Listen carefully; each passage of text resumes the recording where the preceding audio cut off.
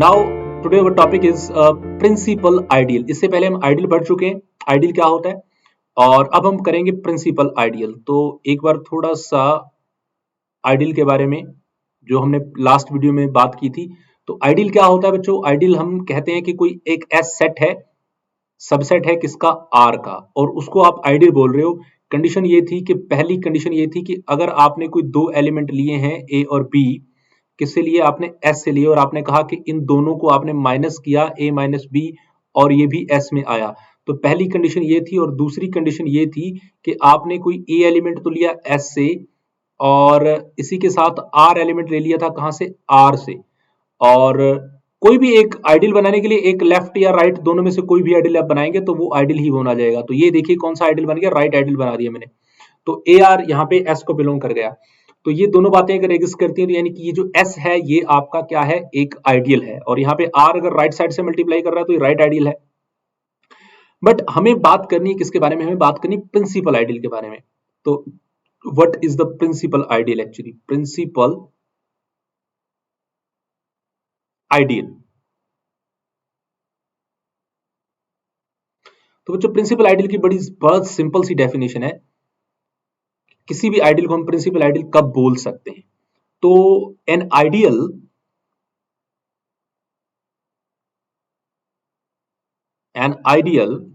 और मैं नाम देता हूं इसको एस ही। एन आइडियल एस किसका होना चाहिए? किसी रिंग का होता है, that is of R, is called principal ideal. ये बड़ी ही छोटी छोटी और बहुत इंपॉर्टेंट चीजें हैं जो आपको अलजेब्रा को समझने का जो कंसेप्ट है उसको आपका स्ट्रॉन्ग करेंगी। तो N ideal S of R is called principal ideal. उसको हम प्रिंसिपल आइडियल बोल सकते हैं। कब बोल सकते हैं प्रिंसिपल आइडियल किसका? आर का। ये बच्चों तब बोल सकते हैं अगर जो आपका एस है, if S is generated by S is generated by a single element of R, by a single element of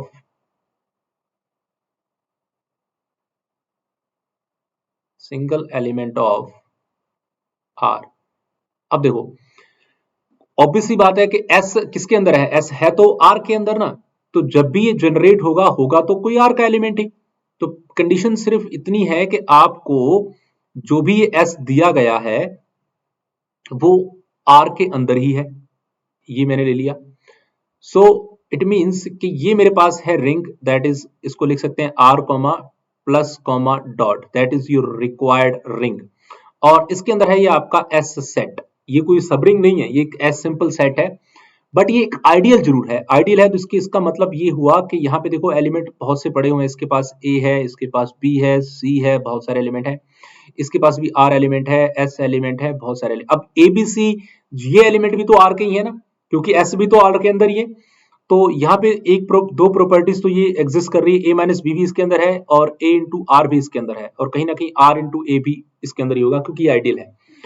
अब ये कहा जाए कि इस एस को जनरेट करने के लिए आपको सिर्फ और सिर्फ एक एलिमेंट की जरूरत है, यानी कि आपने इस आर का कोई एक एलिमेंट लिया, हो सकता है वो आर ही हो, तो आपने इस आर को यहां पे रखा और कहा कि ये पूरे के पूरे एस को जनरेट करेगा, यानी कि S could be generated by are.